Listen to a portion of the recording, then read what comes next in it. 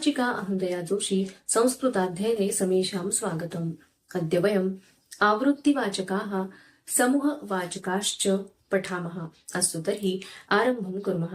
बघा, हा जो पाठ आहे संख्या विश्व 2 आवृत्तिवाचक आणि समूहवाचक हे आज आपण शिकणार आहोत। यापूर्वीच्या पाठामध्ये आपण क्रमवाचकांचा अभ्यास केला, तर आज आपण आवृत्तिवाचक आणि क्रमवाचक बघूयात। बघा, तर यापूर्वी सुद्धा तुम्ही जी संख्या किंवा संख्या विशेषण क्रमवाचक जी शिकलेली आहात, तर ती सगळी तुम्ही कशा प्रकारे शिकलेला आहात की आधी आजी आणि तिच्या नातवांचा संवाद असतो, त्यामधनं त्या वाक्यांमधनं ती आधी हे संख्या ज्या आहेत, क्रमवाचक असेल संख्या विशेषण असतील, तर त्यांचा वापर ती करते आणि मग त्यानंतर तो कोणता व्याकरणाचा भाग आहे ती समजावून सांगते। तर तशाच प्रकारे आपण या पाठामध्ये अभ्यास करणार आहोत। बघा, वेणुः शुद्धम सुस्वरम स्तोत्रम पठती सर्वे शृण्वन्ति। आता जी वेणू आहे त्यांची नात, तर ती काय करते, शुद्ध आणि चांगल्या मोठ्या स्वरामध्ये स्तोत्र म्हणते आणि सगळेजण ऐकतात। मातामही आजी म्हणते, उत्तमं वेणो सकृत श्रुत्वा अपि कथम त्वया स्तोत्रम कंठस्थीकृतम। आणि खूप छान वेणू, एकदा सकृत म्हणजे काय, एकदाच ऐकून तू किती चांगल्या प्रकारे हे स्तोत्र पाठ केलं आहे। मग सुधेंदू काय म्हणतो, मातामही सकृत इत्युक्ते किम। आजी, सकृत म्हणजे काय ग?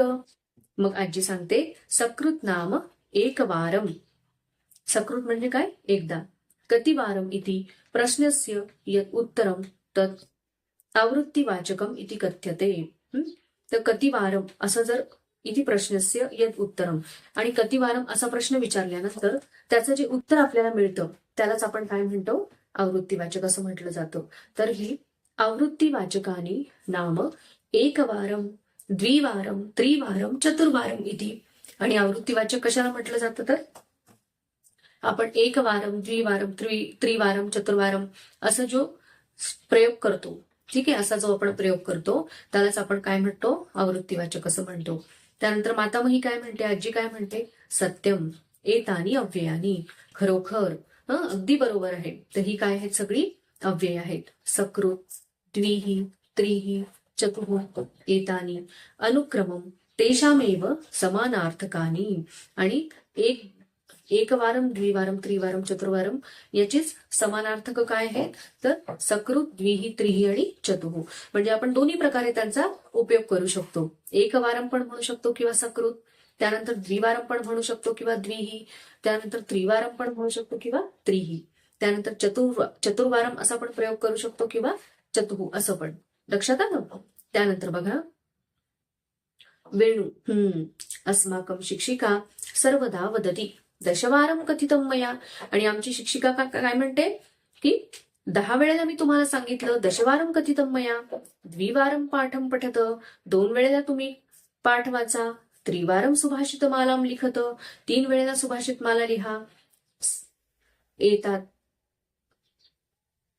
एतादृशः खलु उपयोगः आवृत्तिवाचकानाम। आणि अशा प्रकारे ह्या आवृत्तिवाचकांचा उपयोग केला आहे। सुधेंदू तथाच वर्षस्य सकृत वयम मातामही गृहम आगच्छामः। तर आपण मग सुधेंदू काही उदाहरणं सांगतो की आपण काय करतो, वर्षातनं सकृत म्हणजे एकवारम, एकदा आपण काय करतो, आजीच्या घरी येतो। अहमपि कथयामी वाक्यम। पृथा काय म्हणते की मी सुद्धा वाक्य सांगणार आहे। अहम दिनस्य द्विही भोजनं करोमि। मी दिवसातनं 2दा भोजन करते। सुधेंदुं दृष्ट्वा विहस्य, आणि सुधेंदूकडे पाहून हसून, एषः तु दिनस्य चतुः भुंक्ते। आणि हा काय करतो, दिवसातनं 4 वेळेला भोजन करतो। अपि योग्यम मातामही, हे माझं वाक्य बरोबर आहे का आजी? मग सुधेंदू म्हणतो, सर्वथा अयोग्यम, बिलकुल अयोग्य आहे, बिलकुल बरोबर नाही आहे। न हम वारं वारं खादामी, मी काय सतत सतत खात नाही काही। एषा एव अध्ययनं विहाय सप्ताहस्य त्रिही नृत्यवर्गम गच्छति। आणि ही काय करते की अभ्यास सोडून सप्ताह म्हणजे एका आठवड्यामध्ये काय करते, 3दा त्या नृत्य वर्गाला जाते, डान्स क्लासला जाते। त्यानंतर आजी काय म्हणते, वाक्यानी तू योग्यानी, वाक्य तर अगदी बरोबर आहे, किंतु बालकत्रयम कोलाहले मग्नम दृश्यते।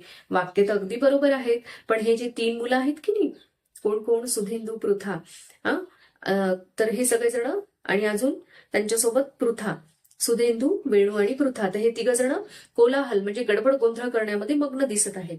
मग वेणू काय म्हणते, अधुना त्रयम इति किम. तर मग त्रयम म्हणजे काय. सुधेंदू म्हणतो, मया अवगतम अपि समूहवाचकम येतं. तर हे समूहवाचक आहे का. साधू सुधेंदो, अगदी बरोबर सुधेंदू तू अगदी बरोबर सांगितलेलं आहे. हे काय आहे, त्रयम हे काय आहे, समूहवाचक आहे. कारण आपण इथे आतापर्यंत काय बघितलं, एक तर सकृत, द्विही, त्रिही, चतुः यांचा उपयोग झाला, किंवा एकवारम, द्विवारम, त्रिवारम, चतुर्वारम अशा प्रकारे. पण इथे आजींनी थोडंसं वेगळी संख्या वापरलेली आहे, त्रयम. तर मग हे काय आहे, त्रयम समूहवाचक आहे. आतापर्यंत आपण आवृत्तीवाचकांची चर्चा करत होतो. ठीक आहे. त्यानंतर द्वयम, त्रयम, चतुष्टयम, पंचकम, षटकम इत्यादीनी समूहवाचकानी एव. तर ही सगळी काय आहेत, समूहवाचक आहेत. तर ही मधुराष्टके अष्टश्लोका सन्ति खलु. तर मधुराष्टकामध्ये पृथा म्हणते, मधुराष्टकामध्ये 8 श्लोक आहेत ना. आजी म्हणते, समीचीनम, अगदी बरोबर, अगदी योग्य. अपि जानीथ महेंद्रेण धावन शतकम कृतम ह्यः. महेंद्र जो आहे तर त्यांनी काय केलेलं, 100 धावा काढल्या काल. पृथा, अहम वदामि वाक्यम. आता मी वाक्य सांगणार आहे. छात्रत्रयेण प्रकल्प कृतः. 3 विद्यार्थ्यांनी प्रकल्प केला. वेणू म्हणते, वृक्ष पंचके प्रभूतानी फलानी संती. आणि 5 वृक्षांवरती पुष्कळ फळं आहेत. त्यानंतर सुधेंदू काय म्हणतो, जनचतुष्टयम संस्कृतेनैव वार्तालापम करोती. आणि 4 जण आहेत ते काय करतात, जनचतुष्टयम 4 लोक संस्कृत मध्ये बोलतात, वार्तालाप करतात. मातामही सर्वथा योग्यम सम्यक अवगतम संख्या विश्वम युष्माभिः बाढम. आणि मग त्यांची आजी काय म्हणते की तुम्ही अतिशय चांगल्या प्रकारे हे जे संख्या विश्व आहे तर हे जाणून घेतलेलं आहे, अगदी योग्य असं आहे. आता इथे हा पाठ जो आहे तो इथे संपला, ही चर्चा संपली आहे. पण इथे काय झालेलं, इथे खाली आवृत्तीवाचक आणि समूहवाचक तर ही कशी वापरायची हे इथे सांगितलेलं आहे बघा. एक तर सकृत, द्विही, त्रिही, चतुः, त्यानंतर असं आपण वापरू शकतो. त्यानंतर 5 पासनं जी संख्या आहे तर त्याला कृत्व असं लावलं जातं. ठीक आहे. बघा आपण काय बघत आहोत, आवृत्तीवाचक. ठीक आहे, आवृत्तीवाचक. तर यामध्ये 4 पर्यंत बघा, सकृत, त्यानंतर द्विही, त्रिही, चतुः, त्यानंतर पंच या संख्येला पंचपासून काय लावलेलं त्यांनी, कृत्व असं लावलेलं. ठीक आहे, पंचकृत्व, त्यानंतर षटकृत्व अशा प्रकारे. ठीक आहे, पंचकृत्व, षटकृत्व आणि त्याची आवृत्तीवाचक तयार केलेली आहेत. सप्तकृत्व, त्यानंतर अष्टकृत्व, नवकृत्व, दशकृत्व. तर तीच आपण वेगळ्या पद्धतीने लिहू शकतो. एकवारम, द्विवारम, त्यानंतर त्रिवारम, चतुर्वारम, पंचवारम, षटवारम, सप्तवारम. तर मला असं वाटतं वारम हा जो प्रयोग आहे हा आपल्याला चांगल्या प्रकारे त्याचा वापर करता येईल. सकृत किंवा द्विही, त्रिही किंवा पंचकृत्व ह्या वापरापेक्षा आपल्याला एकवारम, द्विवारम हा प्रयोग करणं जरा सोपं आहे. त्यानंतर पुढे बघा काय दिलं आहे की आवृत्तीवाचकेन सह यदा कालवाचकः शब्दः प्रयुक्तः भवति तदा कालवाचकस्य षष्ठी विभक्ती कार्या. आणि ज्या वेळेला आपण आवृत्तीवाचकांचा प्रयोग करतो त्यावेळेला आवृत्तीवाचकांच्या सोबत ज्या वेळेला आपण कालवाचक शब्दांचा प्रयोग करतो तर त्यावेळेला जी कालवाचक शब्द आहेत त्याची आपल्याला षष्ठी विभक्ती प्रयुक्त करावी लागते. जसं की दिन हा काय आहे, कालवाचक आहे. ठीक आहे, आणि त्याच्यासोबत आपण द्विही, त्रिही हे आवृत्तीवाचक प्रयुक्त केलेले आहे. तर मग ते कशा प्रकारे आपण वापरायचे, तर कालवाचकांची षष्ठी विभक्ती वापरायची. जसं की दिनस्य त्रिही किंवा दिनस्य सकृत अशा प्रकारे षष्ठी दिनस्य. ठीक आहे, दिनस्य द्विही, त्रिही, त्यानंतर सप्ताहस्य चतुर्वारम,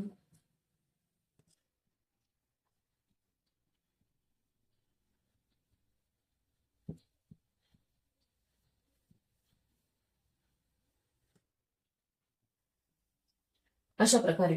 ठीक आहे, तर दिन आणि सप्ताह हे काय आहेत, हे आहेत कालवाचक. ठीक आहे, त्यांच्यासोबत आपण ही आवृत्तीवाचक वापरली म्हणून या शब्दांची आपण काय केलेली आहे, षष्ठी विभक्ती इथे वापरलेली आहे.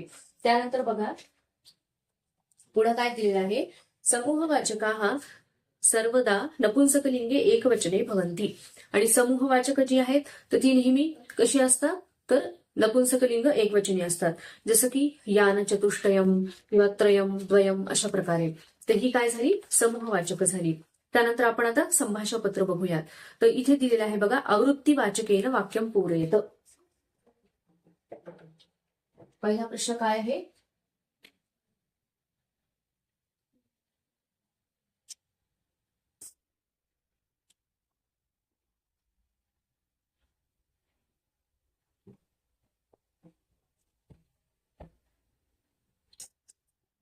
पहिला प्रश्न आहे आवृत्ती वाचकेन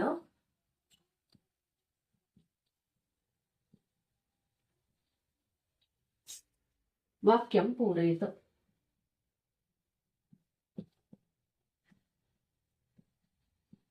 ठीक आहे. तर आपल्याला ह्यामध्ये बघायचं आहे आवृत्तीवाचक म्हणजे काय, एक वारम द्विवारम त्रिवारम. आता पहिला प्रश्न जो आहे तो असा आहे बघा, तो असा आहे की छात्र दिनस्य अध्ययनम करोति. तर याचं उत्तर काय येणार आहे? मी पूर्ण वाक्य नाही लिहित, फक्त उत्तर लिहिते. याचं ये द्विवारम.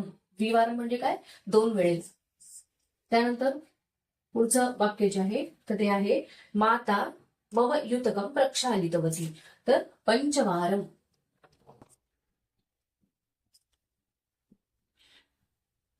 त्यानंतर पुढचं वाक्य बघा, तेन प्रयोगः कृतः. तर त्रिवारम. तीन ही संख्या दिलेली आहे, त्याचा आवृत्तीवाचक आपल्याला वापरायचा आहे, ती त्रिवारम. त्यानंतर पुढचे जे आहे ते समूहवाचक दिलेले आहेत बघा. त्यामध्ये मुलांचा समूह दिलेले आहे, 4 मुलं आहेत. तर समूहवाचकम लिखत असा पुढचा प्रश्न आहे बघा.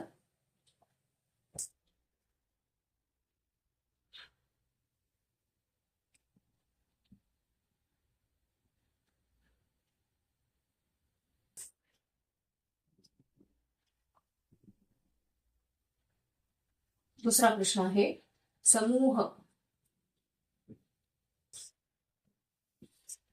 समूहवाचकम लिखत. तर यामध्ये काय येईल? 4 मुलं दिलेली आहेत, तर कसं लिहावं लागेल आपल्याला? बालक चतुष्टयम. कारण आपण काय बघितलं, ज्या वेळेला आपण समूहवाचक बघतो लिहितो तर ती नपुंसकलिंगी एकवचनी असतात. म्हणून कसं येईल? चतुष्टयम अशा प्रकारे नपुंसकलिंगामध्ये आणि एकवचनामध्ये. त्यानंतर 5 दिवे आहेत म्हणून दीपक पंचकम. दीपक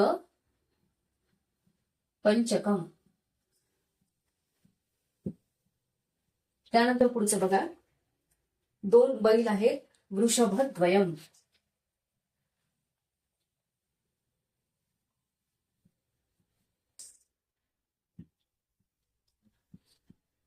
त्यानंतर चौथं चित्र आहे तर 7 फळं आहेत म्हणून फलसप्तकम.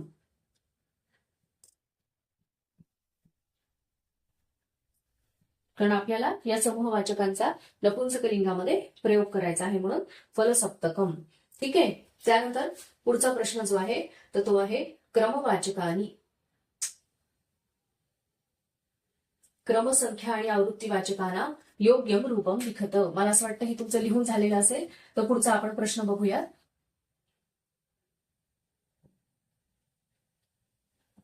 पुढचा प्रश्न काय आहे? क्रमसंख्या आवृत्ती.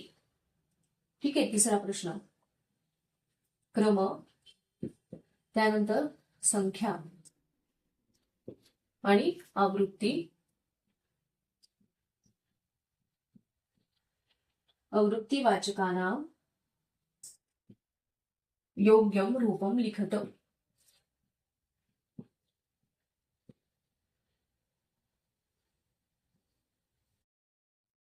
रूपम लिखत. ठीक आहे. तर आता यामधला पहिला प्रश्न जो आहे तो संख्यावाचकांनी. ठीक आहे. तर यामधलं क आपण बघूयात. तर बघा, मी पूर्ण वाक्य न लिहिता फक्त याची उत्तर देते आहे. तर पहिलं वाक्य असं आहे, भगवता व्यासेन पुराणानी रचितानी. किती? 18. ठीक आहे. 18 पुराणं लिहिलेली. त्यानंतर यातलं ख जे आहे तर ते काय आहे? वेदाः वर्तन्ते. किती वेद आहे तर 4. 4 वेद आहे. त्यानंतर पुढचं आहे महिला जलमाहर्तुम गच्छन्ति. तर काय येईल याचं उत्तर? तिसरं. ठीक आहे. तर तुम्ही यापूर्वी संख्यावाचकांचा जर चांगल्या प्रकारे अभ्यास केलेला असेल तर तुम्हाला ही उत्तरं पण छान प्रकारे लिहिता येतील. कारण आपण काय बघितलंय, संख्यावाचकांमध्ये 1 ते 4 पर्यंत लिंगानुसार भेद आहे आणि 5 पासून पुढे जी आहेत तर ती तिन्ही लिंगामध्ये, जसं की पंचबालका, पंचबालिका, पंचपुस्तकानी, आपण केवळ एकच संख्या वापरतो, त्यामध्ये लिंगानुसार भेद नाही आहे. ठीक आहे. विभक्तीनुसार भेद पाहायला मिळेल पण लिंगानुसार भेद पाहायला मिळणार नाही. त्यानंतर पुढचं आहे भोजने रसेषु मधुरः रसः मम प्रियः. तर इथे 6 ही संख्या दिली म्हणून षट्सु असं त्याचं उत्तर येईल. त्यानंतर यातलं शेवटचं जे आहे च ते आहे भगवद्गीतायाम 18 अध्याये श्लोकाः सन्ति. तर किती श्लोक आहेत त्यामध्ये? तर इथे 78 ही संख्या दिलेली आहे. तर याचं उत्तर असं येईल 8सप्ततिः. तर ही उत्तरं तुम्ही लिहून घ्यायची आहेत. त्यानंतर आपण क्रमवाचक बघूयात.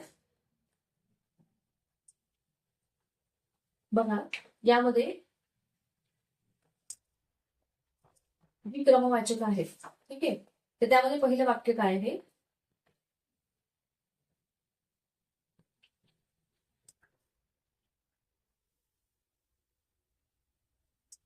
हे झालेलं असेल. त्यानंतर आपण आता क्रमवाचक बघूया.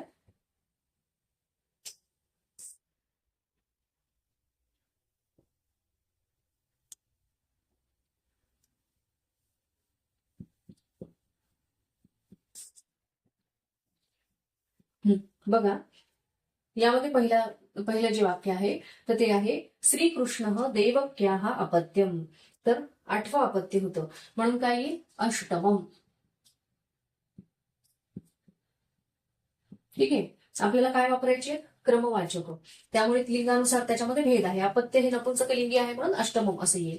त्यानंतर पौष मासः संवत्सरस्य मासः. तर काय येईल? दशमः. 10वा दशमः मासः. त्यानंतर पुढचं वाक्य आहे ग आर्यभट्ट हे क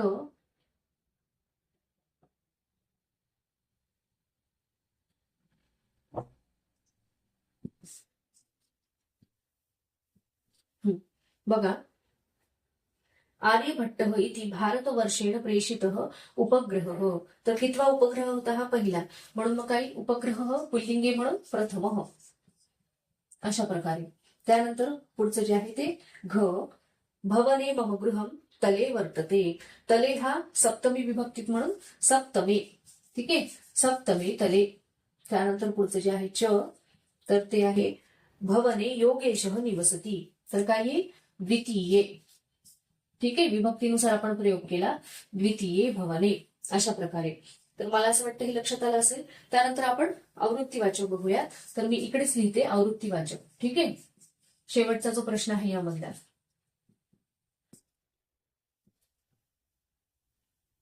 तर बघा पहिलं वाक्य काय आहे? सप्ताहस्य संस्कृत वर्गः भवति. तर किती? 3 वेळेला म्हणून काय येईल? त्रिवारम. ठीक आहे. आवृत्ती होते म्हणून त्रिवारम. वारम शब्दाचा प्रयोग करतो ना आपण. त्यानंतर दिनस्य लोकयानम आगच्छति. तर नववारम. दिवसातनं 9 वेळेला लोकयान म्हणजेच काय? बस येते. त्यानंतर अस्माकं कुटुंबकम संवत्सरस्य पर्यटनार्थम गच्छति. आता इथे काय येईल? सकृत. ठीक आहे.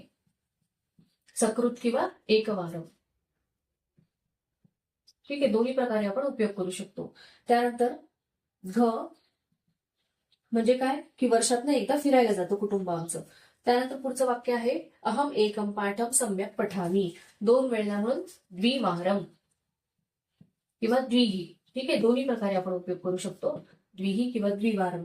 त्यानंतर पुढचं जे आहे च वर्षस्य परीक्षा भवती. तर किती वेळेला होते? चतुर्वारम. 4 वेळेला. अशा प्रकारे. तर मला असं वाटतं आपण समूहवाचक त्यानंतर आवृत्तीवाचक यांचा उपयोग कसा करायचा आहे तर हे तुम्हाला चांगल्या प्रकारे समजलेलं असावं. ठीक आहे. तर आपण याचं संभाषण पत्र सुद्धा बघितलं. आपला हा पाठ जो आहे तो येथे पूर्ण झालेला आहे. माझा जर व्हिडिओ तुम्हाला आवडला असेल तर लाईक करा, शेअर करा आणि माझ्या युट्यूब चॅनलला सबस्क्राईब करा. तर तुम्हाला यामधली कुठलाही घटक जर समजला नसेल तर मला पुन्हा एकदा तुम्ही विचारा. आपण पुन्हा एकदा त्यावरती व्हिडिओ तयार करू.